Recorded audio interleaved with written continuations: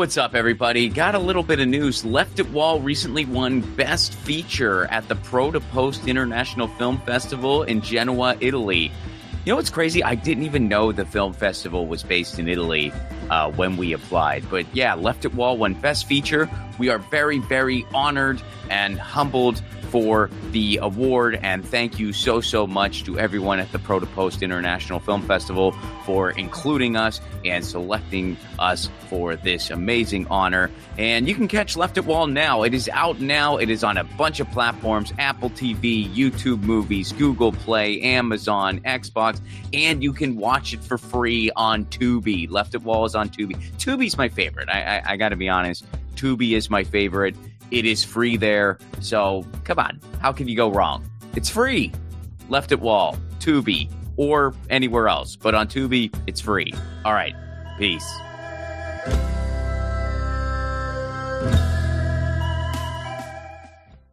Episode 121. Mary Houlihan. Mary Houlihan is a comedian, writer, and artist. She's the host of The Mary Houlihan Show, and she paints live on Twitch. She had an interview with Martin Shkreli that I thought was hilarious. I also thought it exposed and unmasked him. Please welcome to the show, Mary Houlihan.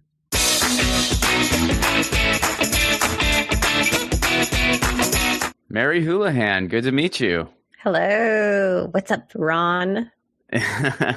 Thanks so much for doing this. I'm really excited to talk to you. So I always kind of like to start at the beginning the best I can, and I know that you've dabbled in like you do painting and comedy, which intrigues me a lot, and I can't wait to kind of unpack that more. But let's start at the beginning. Where are you from originally? I'm from New Jersey. I'm from like a commuter town near New York. So yeah, that kind of lifestyle you could picture. We went to Yankee games. What'd we do? Eat a bunch of pizza and pasta, that type of stuff. All the staples.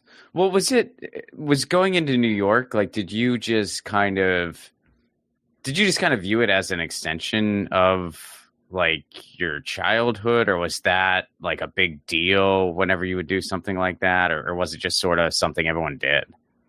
Yeah, it was kind of normal. I feel like it would be annoying when you're a little kid because you have to drive and sit in traffic and stuff. So that part was annoying. Did your family drive? Was that like? Oh yeah, for sure. Like, no, oh wow. Okay. I still can't imagine the idea. I mean, I've only done it once, and I was in a passenger seat, you know, unincluding like taxis and stuff like that. But I still can't. Have you ever driven in New York City? Oh, of course, yeah. You've done it? I've never done it. I've driven in DC. Obviously you have to drive in LA, but I've never driven in New York City. Yeah, I'm really used to it. I kind of like it, but I remember as a kid being in the back seat, being like, "Ugh, wish we were there already." Yeah. It's just wild. I mean, there's a couple places where I could not. I mean, London is another one, although that part of that's like I'm just not used to those rules either. But I can't imagine driving in London. And then I have family in Italy, and at one point my cousin wanted me to drive their rental car in Naples, and that I was just like, "There's no way! Like I'm not doing that." And fortunately, it wasn't an automatic; it was a stick. And I don't know how to drive stick anyway, so I was able to get out of it. Yeah, I went to Ireland a couple times. One time I went with an ex, and we rented a manual car, and he was like, "Oh yeah, I know how to drive this," and it was like a total nightmare, like stalling out with cars coming up behind us and yelling. Did the car make it? Like, was the car okay? Yes, but it was very frightening. I thought we were going to get killed multiple times. That's wild. Yeah, because I mean, I've literally never tried it. I always wanted to learn, never got an opportunity. But I heard like if you really don't know what you're doing, like, did he kind of know what he was doing, or was he really just saw a video once. Yeah, maybe he knew a little bit, but like getting off and on highways and stuff was like so scary. That's crazy. Yeah, because I heard if you really don't know what you're doing, you can, like, the car is just kind of done. Like, you could just completely ruin the car.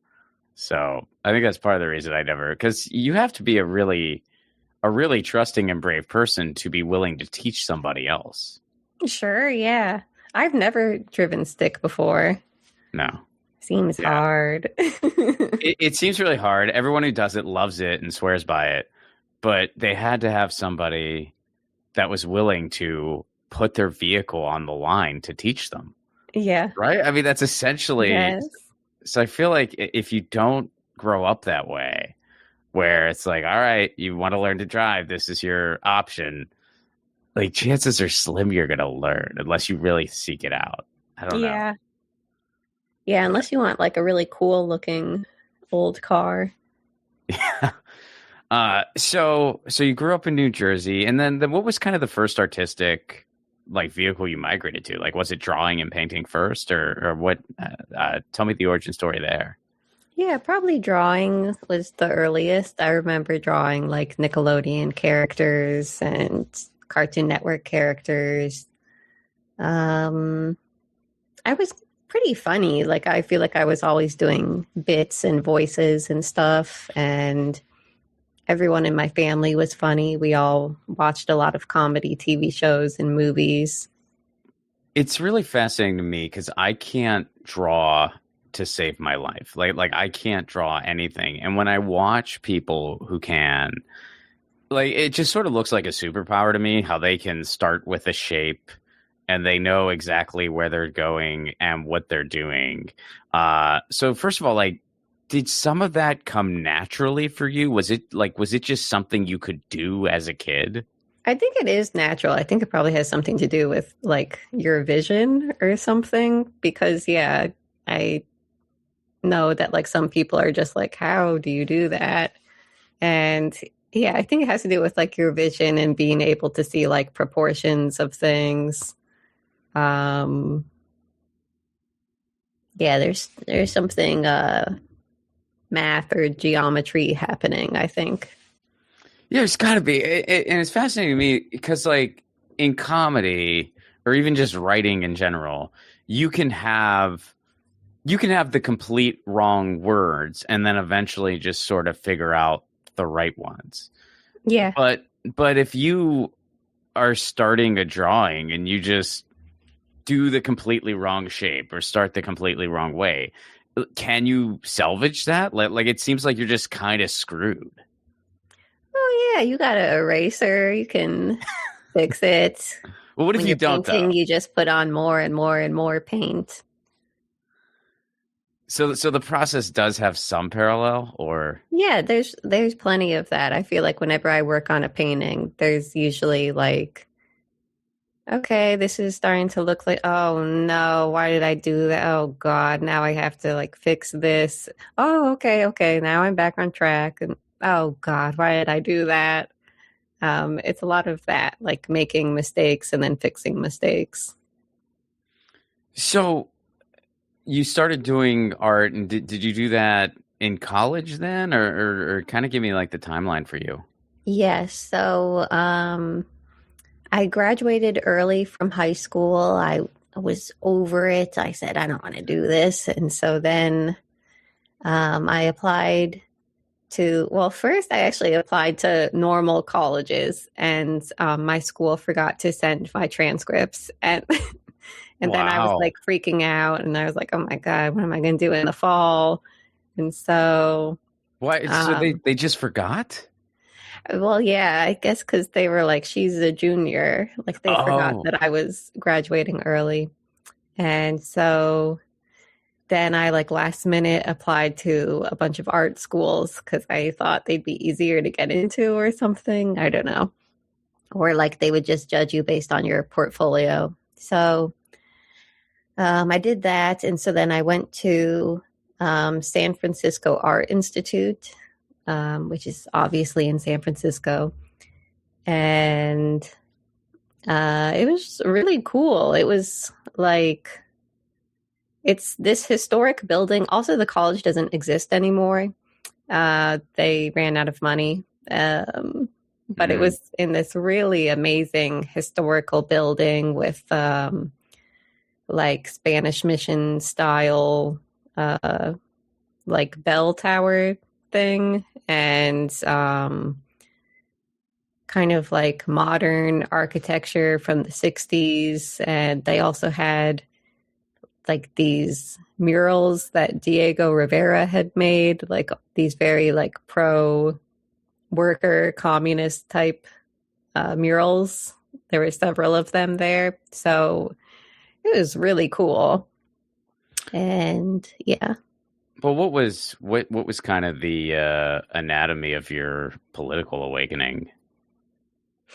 I guess, oh my goodness. Well, so much stuff. I was 11 when 9/11 happened, and my dad had worked in the Twin Towers until the summer before. Like, he worked there when I was a baby until the summer of 2001, because his parents were starting to get old and he wanted to get a job closer to the house so he could have more time to take care of his parents. Anyways, so then everyone in his office dies, and you're seeing on the news every day that coverage of this, and then we're going to war with countries that have nothing to do with it. So all of that was really crazy, and I feel like at the time there was so much media, comedy media, like The Daily Show and The Colbert Report, and hip hop and music that was all saying that Bush sucks. And I felt like there was a lot of art that was like telling you the truth about what was happening. And so, yeah, I wasn't really like calling myself like a leftist or anything, but I knew that all of this stuff was happening. I knew that our government kind of sucked and was tricking us into going to war. Well, did your family feel the same way? Like, was that where they were at? They were kind of a mess. I think my parents were totally traumatized and are till this day. They would not call themselves leftists. My parents grew up in the city, and like the Vietnam War protests were happening when they were like little kids. And my dad said that he would like take the train downtown and go watch the protests out of curiosity. And my mom basically says that she was so annoyed by all of the protesters because her friends' older brothers were all fucking dying in Vietnam. And she was just like, oh, I hate these phony rich kids who are all going to like probably inherit their parents' weapons companies, but they're like spending their 4 years at NYU pretending to be an activist. So I would say both of my parents like don't trust politicians, don't trust people in general a little bit, and definitely would not be calling themselves lefty because they don't even trust people who call themselves lefty. They think a lot of them are just doing it for clout. Well, how do they feel about Trump?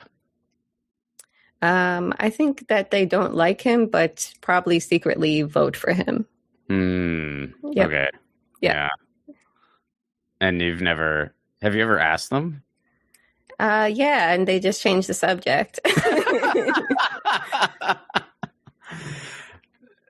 So how did you kind of, especially at such a young age, like how did you kind of take a different perspective? Like was it just stuff like The Daily Show and music, or like Friends, or? Yeah, stuff like that. And just seeing that like our country is always trying to go to war in the Middle East for my entire life. And there's no good reason. We see over and over that it doesn't accomplish anything. and our reasons for doing it always turn out to be lies. And it's just crazy. And then, I mean, also like the housing market crash happened when I was in college. And yeah, I just feel like you just keep seeing people get screwed by the government, and the government keeps doing whatever the hell they want so long as it makes them money. So, yeah, I would say it's like me and my parents see the same problems but are arriving at different conclusions. Like they sort of feel like, well, you can't trust anyone, so you might as well just try to like make your money and live your life. So, Like yeah. Whereas I feel like maybe if we get some people into office who want to get us out of wars and want to give us health care, maybe we could have a better chance, but they don't even believe in that. yeah, it's interesting because I feel like my parents are, I guess maybe the opposite end of that, but also not necessarily leftist, but like liberals with the right intentions, if that makes Sure, sense. yeah, yeah, So, yeah. so we definitely don't agree on everything, and I try, like, I'm just like, yeah, but you have to understand like that. But they're like, well, but the Democrats. I'm like, yeah, but no, and so Yeah. it's kind of like more of that conversation, and I feel like, I don't know. I mean, I guess in every case, it's just sort of the environment that shapes all of us. So it's like I do think that, you know, our parents' generation to some extent did see a different type of Democratic Party than we have ever seen, you know, like pre-Reagan or whatever else. Sure, yeah. Similarly, or someone could have had, you know, a totally different experience where it's just like, you know, NAM is going on and, you know, working class people are getting sent to war and other people aren't. And yeah. So it's kind of weird how you get those kind of different sects of like the older generation. And then you have the younger generations that are they're just completely over capitalism, which I don't know about you, but that gives me a little hope. Like I don't know where you're at on that, but Yeah, I think it's good. yeah. Yeah, I'm really hopeful actually. I think so many people felt like heartbroken after like Bernie Sanders didn't get the nomination in 2016 and became hopeless. But it's like we see so many people now running for office, like clearly inspired by him, like also doing the grassroots, small donations, no corporate donations, being openly anti-war on the campaign trail. So I feel hopeful. I think sometimes I talk to like older leftists and they're totally hopeless. And they say like, oh yeah, just you wait. They're going to turn. They're going to get corrupted. You need to go full anarchist. But I don't know. That's not where I'm at. I think I'm still feeling like we can elect people who want to give us health care. Well, I think that like a lot of, I mean, I try to look at it this way. In the United States, the left as a whole has been losing for a century. Yeah. Like really, like it's been a century of just nonstop losing. Yes. And there's definitely been infiltration over the years. This stuff is well documented. Yeah. So you're naturally gonna have a little bit of paranoia, especially amidst older people, because they might remember that kind of stuff where they found out that this person ended up being CIA or whatever, you know, and now it's so much easier because that all takes place online. So it's like they're naturally gonna be, you know, and then there's that line to walk between properly cautious and just straight up paranoid and, you know, like going down a rabbit hole or whatever.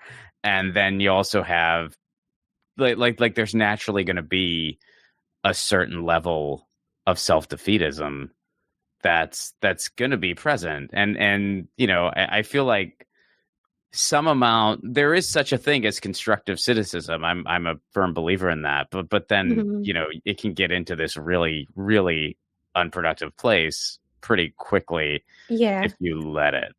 You I know? just feel like quite focused on the idea that we're an extremely rich country and look how much money we make and look how much money we spend on weapons. We can obviously afford universal health care and universal child care. We can afford these things. So let's make it happen and stop lying to people that we can't afford it when we can see with our own eyes that we obviously can afford it. Well, we spend more now. So it's Yeah. just like Yes. it's Yeah. just like my thing is just like, yeah, we can afford you. We can't afford what we're doing now. That's what we Yeah. can't afford. Like we're spending more. But it was incredible watching and from it was especially apparent during the 2020 Bernie campaign, just the blatant gaslighting by Yeah. the corporate media of just, well, your taxes are going to go up. Yeah, but you're already paying Yes. more to this insurance company. Like you're Right. paying less. And Or it's like, people say that it would be like impossible to do because so many people are employed by pharmaceutical companies and insurance companies. And sure, but we've closed down most of the coal mines. We've shut down all of the newspapers pretty much. There's plenty of industries that we don't mind shutting down. So most, if not all of those people would get a job working for a universal system. exactly. It's just like, what, you think that's going to run itself? Like they're going to need Exactly. people to like operate that. Yeah, so that's like another stupid lie that like doesn't even make sense when you think about it for more than 3 seconds. I mean, it only works in every other industrialized nation in the I world. know. There's So only stupid. it's what. Well, do you think that we're evolving on that as a society? Because it's like when you see things like even like there was that one Fox News poll where even like a lot of their viewers were ready for universal health care. Exactly. Like, Yeah. Yeah, I think you poll Americans and you see that everyone wants it. And also you see people are so angry at politicians. People are very angry and desperate. I think people are going to have to just start adopting more populist type things if they want to keep their jobs and not get harassed.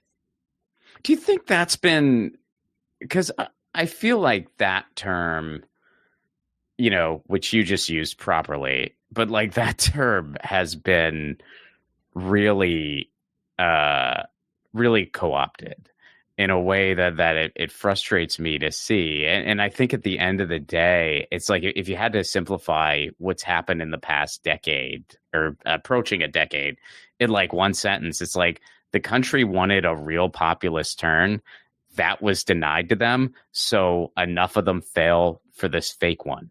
Yeah, You know what I exactly. mean? Like, Yeah, because it's just like when you break it down, right-wing populism, that's an oxymoron. That's like saying wet fire. It makes no sense. right. Yeah. And I think, it's something that you have to just like take advantage of it and look at these people and say they voted for this because it sounded different. It sounded like it wasn't part of the mainstream. And, one of the problems with Democrats is that they just want to say that every Trump voter is a moron and they're deplorable and we don't want them anyway. And it's like, you don't want them? You should want people to vote for you. What are you talking about? You should be happy to have people that voted for Trump and now are voting for a Democrat. Who cares?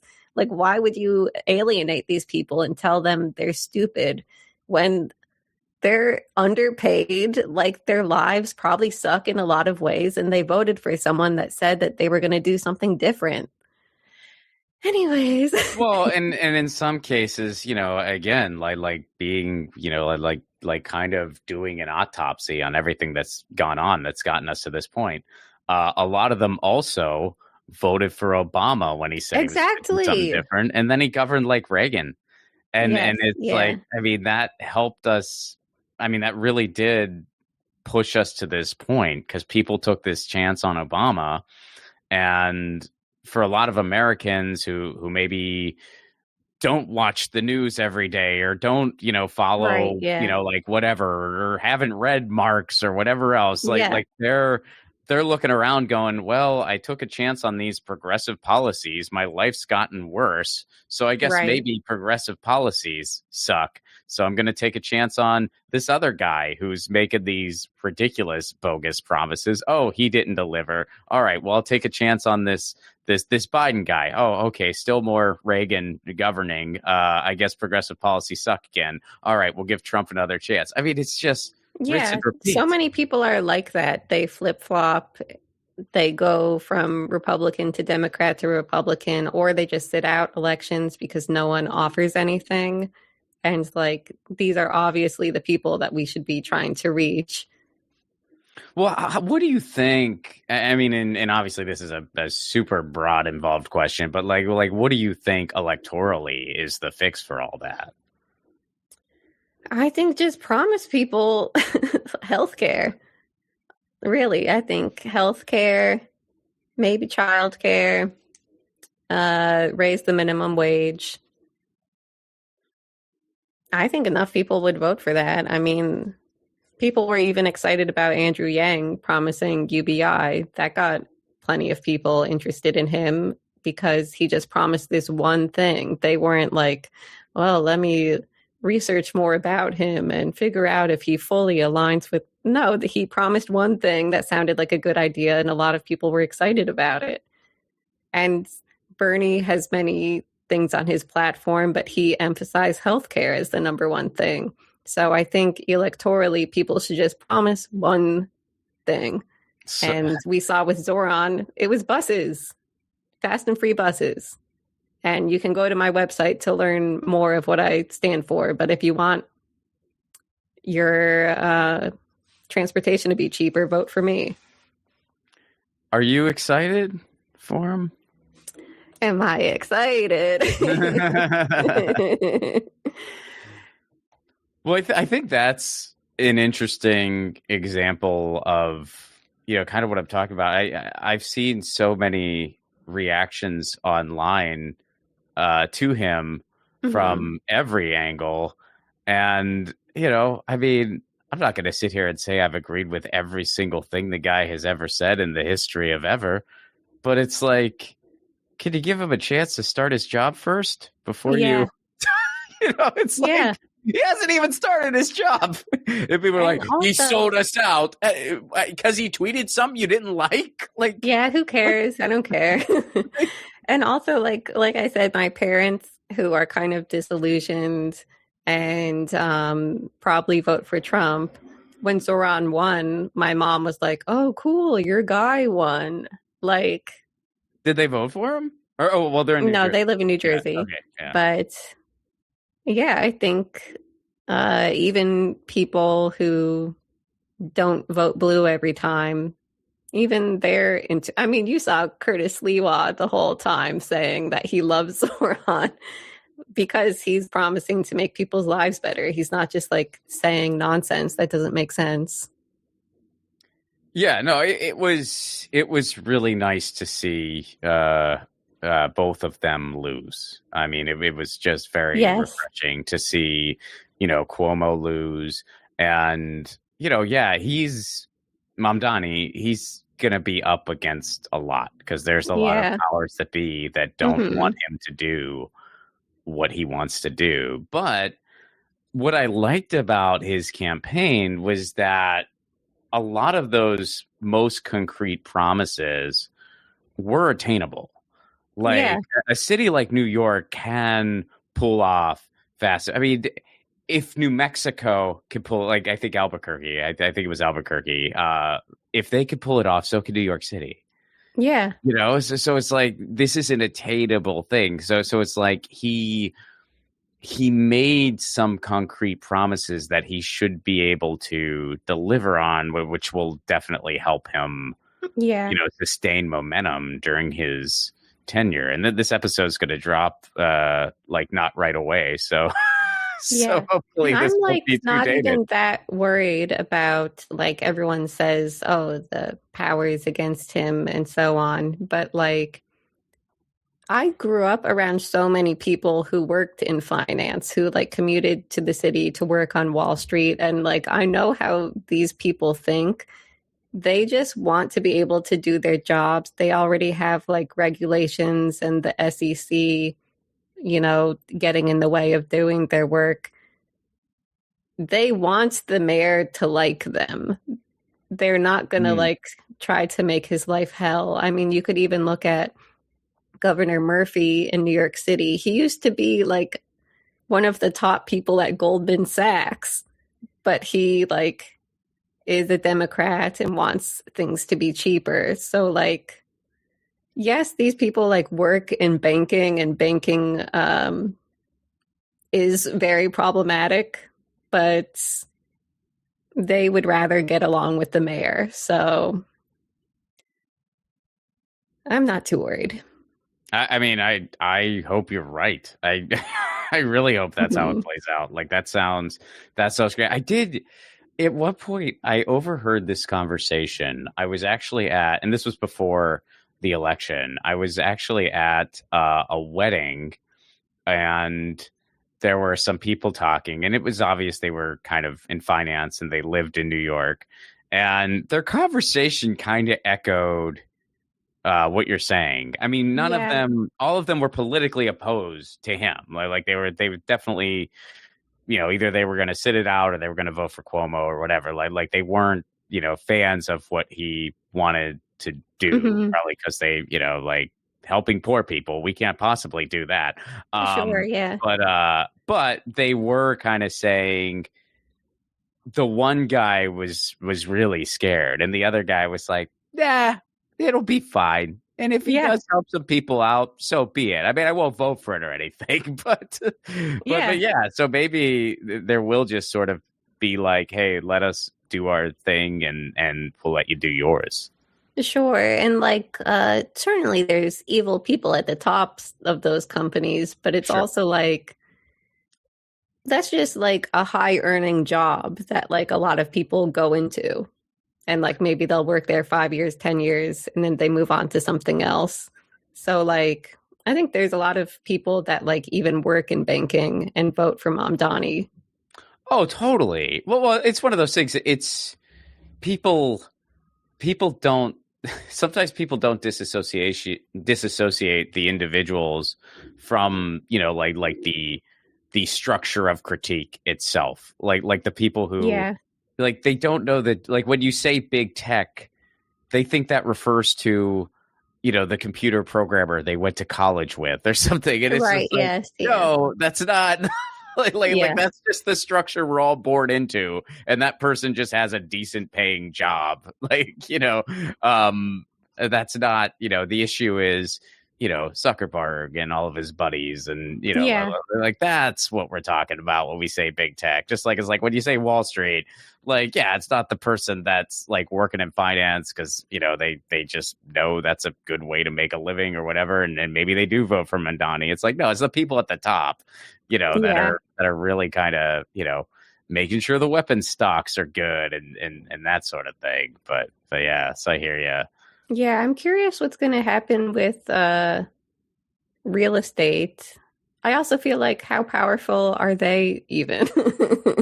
Like the real estate board can pay a lot of money like during campaigns to discredit Mamdani, but like, I don't know, what are they going to do now? He can pass a rent freeze. De Blasio did a rent freeze. He did 2 rent freezes, I believe. It's not like this crazy new idea. Like New York City has done them recently, even though people have seen ads that tell them that it's like total communism. So crazy. So what's the plan there? Like what is he hoping to do? I don't know. I guess just freeze the rent for whatever amount of time they can agree to it. Maybe it's 1 year, 2 year, 3 year. And yeah, I guess the plan is just to give people relief and also prove that the real estate companies will be absolutely fine. They'll survive. They'll make a little bit less than they'd like to make, but they'll be completely fine. Mm-hmm. Well, we see that happen time and time again. I mean, that happens all the time, and also, yeah, it's interesting to me. People, and this especially happened during the lockdown portion of the pandemic. People need to understand that being a landlord is not a job. It's also like a high risk investment. You know Yeah, that going into it, so it's yeah, why and it pretend to be is surprised when there is risk? right, and it is just that it is an investment. So when these people are doing that, and not even these people, but these institutions, they do it on a large scale. Like Hmm. that is their investment. It's not a job, just like, if somebody and I understand there's a world of difference between, these predatory housing institutions that ruin everything and just the person who, was able to invest in a piece of property that they rent for a reasonable rate and they maintain Right, it. yeah. But it's still an investment. Like that's what it is. So it's like there's all these things that they go out of their way societally to protect these entities and their property. And it's just like, well, what happened to just the whole concept of an investment? Yeah. Pretty dumb. Well, so how would you say you identify politically? I try not to because I don't want to alienate people. And I also feel like on the left, you see people all the time argue and say, like, I'm not a liberal, I'm a leftist. And it's like, none of that matters because you turn on Fox News and they say Hillary Clinton, the radical leftist. So, like, if we can't even agree on what these terms mean, like as Americans, then I don't find them super useful in most situations. Um,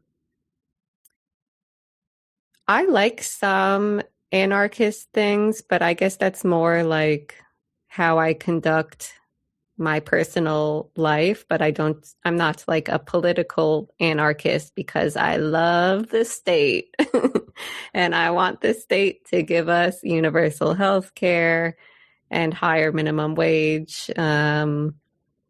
I don't know. I guess someone else would maybe call me a socialist or a democratic socialist, I guess. Mm. Yeah, no, it is.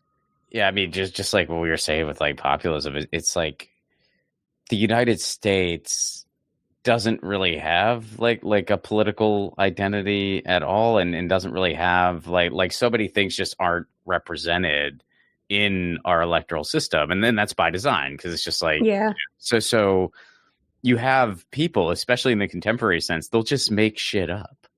Like Right. they'll just make up what progressive means, what being a leftist is, and yeah, it just becomes I know. I feel like people just say progressive now to mean liberal, but like the word liberal started getting a bad rap. So now they say progressive, but they mean the same thing. and it used to be the other way around. Yeah. There was a time where it was the other way. Yeah, it's Yeah. like there's no like it's just totally a hodgepodge of just like and a lot of times it's like really half baked ideas. Like a lot Yeah. of like if you look at, I mean, I would argue the Democratic Party. And when I say the Democratic Party, I don't mean, the individuals who are like, well, it's Republican or this and okay. But I mean like, the DNC, the party structure, Right. the Yes. powerful entity. Like when you look at what the platform is all about, what like a lot of it is Yeah. just They're conservative. they're conservative. In any Yeah. other industrialized nation, they'd be considered center right at best, if not just straight Yeah. up right wing. And a lot of the ideas are just like really half baked, like just weak neoliberal ideas that just don't really hold water towards anything. So then you have a bunch of people. If you are, you know, a right winger, why not just go with the mask off people, which are what the Yeah. Republicans offer you? Yes, exactly. Yeah. So, well, do you think that, and I don't mean so much at the local level, because obviously like Mandani, he's a local guy, but but do you think federally, like the Democratic Party can be like reformed or taken in a more progressive direction? Because I mean, cards on the table, I don't. So I'd be curious. I mean, please convince me I'm wrong. I want to be wrong about this. I think it probably can, but it will take like a long time. Mm. Maybe it'll take 20 years. But I mean, we see like the squad type candidates get in there. So I sort of just think if more and more people like that get elected, then over time it'll happen. But I understand that that's kind of hopeful, and a lot of people don't think that that's going to happen.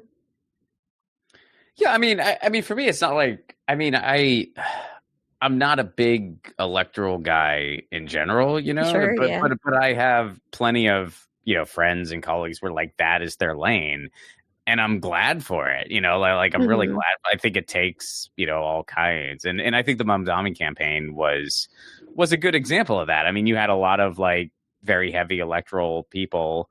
And then you had a lot of not very electoral people that were like, well, this guy, you know, like this is an opportunity if we get a guy like this elected, and you know we're still going to be in our lane, but this would be a good thing. And I Mhm. think it was nice to see it all come together. I wish we could pull off something like that in LA. I just don't know who that person would be. Oh, there's a lady named Ray Wong. She's running for mayor. I've heard about her. Do you know anything about her? Yeah, she's cool. Is she She okay? she wants fast and free buses. Um, I went to an event, quote unquote. It was Okay. really just like a thing at someone's house with like 5 people there. And she came and she told us what she was interested in and asked us what we were interested in. And I was telling her, you need to run on fire stuff. You just need to say that you're going to fix the power lines and you're going to make us more prepared for a fire because that is nonpartisan and it also is supportive of emergency workers, and it's so easy for Republicans to take advantage of any kind of like anti-police rhetoric and say Democrats are so crazy, they want us to be lawless without any police, blah blah blah blah blah blah blah. But yeah, she is running like a populist campaign, wants to make people's lives better, only taking small donations. Yeah, I mean, I've heard the name, and but I haven't really looked into it a ton yet. But I want to, because yeah, I just, if LA could pull off something like that, and then the fires would be like a great focal point Yeah. because yeah, a lot of that is just, you know, letting capitalism run amok and letting these companies not invest in the infrastructure that they should be responsible for, and then it causes these fires, and then it just, I mean, it's been. Are you in LA at all, or are you only New York? I'm there right now. Oh, okay. I'm not sure what I want to do. My lease ends in April, and then I'll decide if I'll return to New York or keep doing this. Hmm. Okay. Yeah. You experienced. Were you here during the fire? Yes, I was actually. That was so wild. I mean, that Yeah. was so wild, and just seeing. I mean, the air quality was just ridiculous, and then just seeing Mhm. people losing their homes left and right, and it was it and it was very frustrating on just every level, like just seeing it on every level, and so yeah, I think somebody who, you know, wants to really really take the reins locally, I think is just so desperately needed here. Yeah. And I think it is really, it's a problem that you're going to get in California, because and New York and places like that, because it's just it's easy to sort of see office as just an opportunity to be on display on a national scale. I mean, I would argue that's what Gavin Newsom does. Yes, exactly. He's just Yeah. using California to campaign for 2028, and it's infuriating. Yeah. And like in Los Angeles, we already know it's going to be so, so easy for bad actors to take advantage of like homelessness and law and order. And so we need someone on the left to run on just like popular, nonpartisan things. And even if they are someone who wants to limit the police and come up with homeless solutions, they need to like not get tricked into these stupid fucking arguments. They just need to do exactly what Zoran did, say, this is how I'm going to make every single person's life better, whether you like me or not. Yeah, they need to flip it on its head. Yeah. Yeah, they need to not fall for the talking points and just completely flip it on its head. Yeah. Yeah, no, that's and by the way, in some cases we're talking literally bad actors who are involved. Yes. I wanted to ask you about this because I enjoyed this video, and I know it's been a little while, but I was hoping you might kind of give me like a peek under the hood. Your Martin Shkreli interview. Oh yeah. So how I have heard, and I don't know enough to like have an actual take on this, but like I've heard grumblings online that it's like he's actually not the guy. Like he was just sort of a fall guy.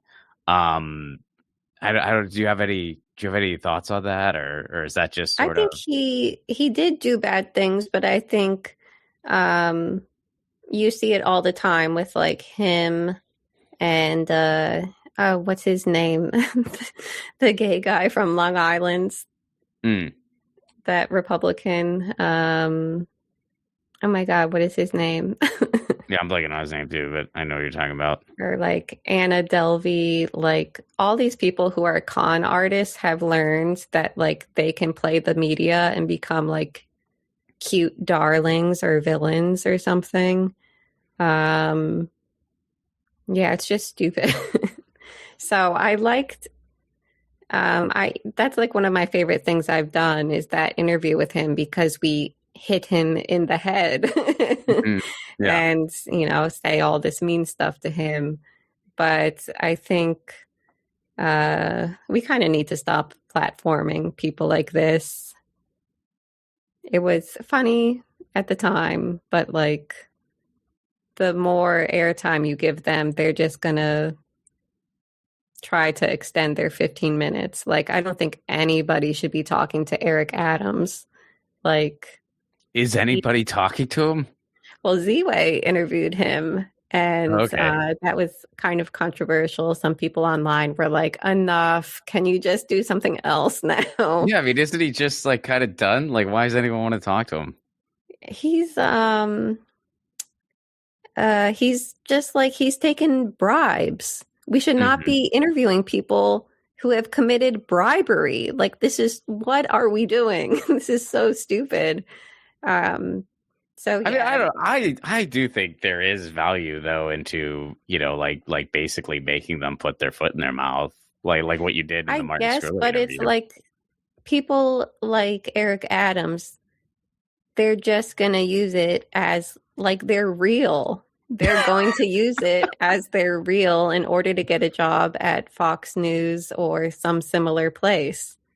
That's true. I mean, well, also, when we're talking full-blown narcissist, yeah, which I think, yeah, you can put Martin Shkreli in that category. You can put Eric Adams in that category. Like, to them, I hate to use the cliche that there's no such thing as bad publicity, but it's like, it's also when it comes to attention, like good attention's the best thing. If they get good attention, that's wonderful. But bad attention, it's like a hot fudge sundae versus an ice cream cone. You want that hot fudge sundae, but bad attention is still ice cream. I mean, I think we should have learned from Trump, like every single left-leaning newspaper just talked about him for all of 2016 and said, oh my God, he's so racist. He's so terrible. Here are all the terrible things he's done. And he just got more and more and more famous. Yeah.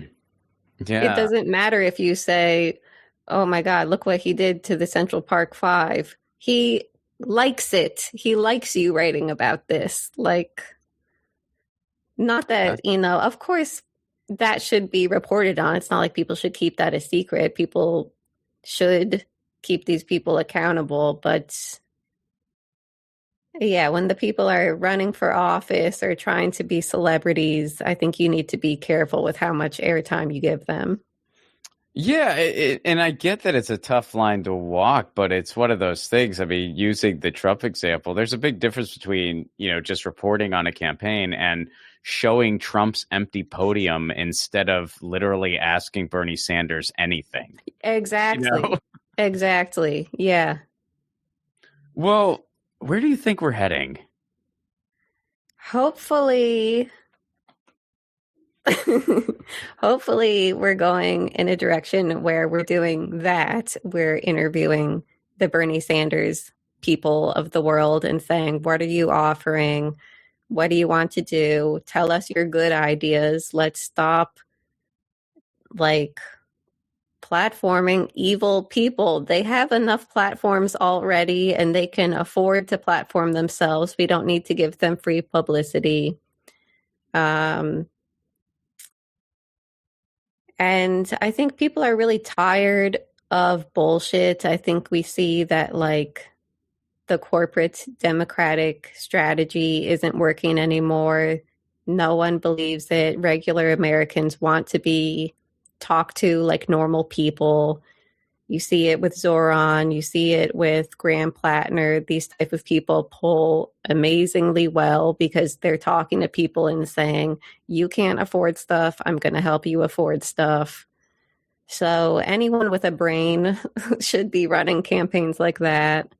And hopefully people with platforms will interview people who are good and trying to do good things. Also, I think people should be trying to pick up the slack that the mainstream media is leaving. The mainstream media doesn't want to talk about Palestine and doesn't want to talk about all of these things. So people who have independent media should be doing everything they can to report on what's actually happening and stuff that people need to know. Yeah, I know you've been very, outspoken about the genocide in Gaza. And so how do you respond when people tell you not to talk about that? I just think that I'm right and that time will tell. And later they'll be like, oh, you were right. So I just focus on that, and I focus on the people who know me and know my heart. And yeah, I don't care. People need to talk about it because the media isn't talking about it. And I see this problem all the time where there are people who talk about it, and I can see with my own eyes that mainstream people are not taking them seriously. They think that they sound too extreme or loud or annoying.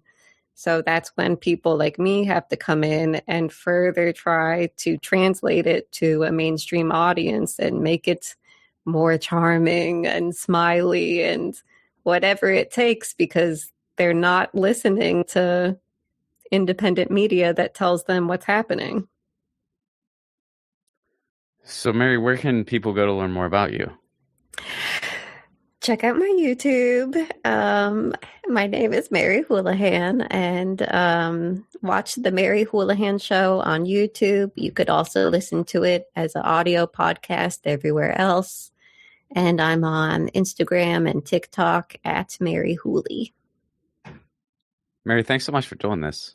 Thank you, Ron.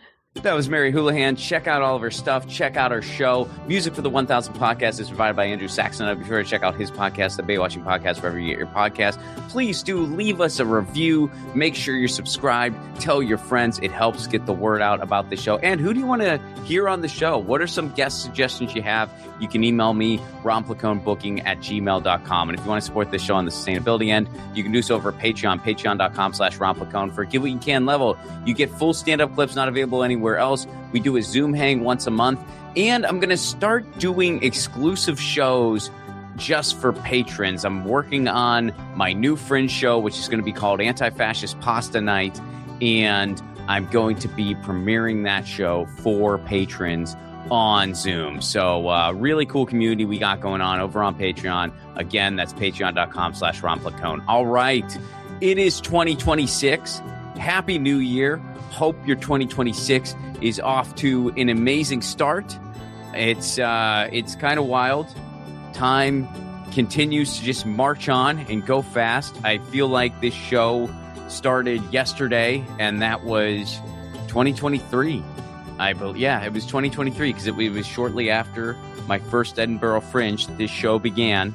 Now it's 2026, and we are 121 episodes deep.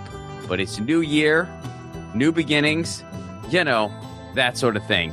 Catch you next week. Peace.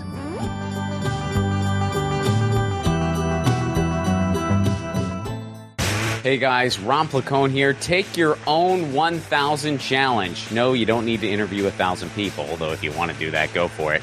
Your 1,000 challenge can be whatever you want. Maybe you want to call a friend out of the blue once a week. Maybe you want to read a book every month. Maybe you want to start a different garden every season. I guess that might be dependent on where you live. Look, the point of the challenge is taking on an endeavor that enriches your life in some way, and it can be measured. And then, of course, you do it regularly. That's what 1,000 is doing for me, and hopefully for you too. The main reason for this podcast and every podcast I've ever done is to build community. So take your own challenge. Then join our Facebook group. It's called 1,000 What's Your Challenge? ? That's 1,000 What's Your Challenge ? And post about what your 1,000 challenge is and the progress you're making. All I ask is that people be encouraging of each other's challenges. This is personal and vulnerable, so be cool. There's enough negativity on social media. We don't need to add to it. For those of you who aren't on Facebook, hopefully in the future we'll be expanding to places like Discord, Reddit, but for now, we're starting on Facebook. And again, that Facebook group is called 1,000 What's Your Challenge? See you there.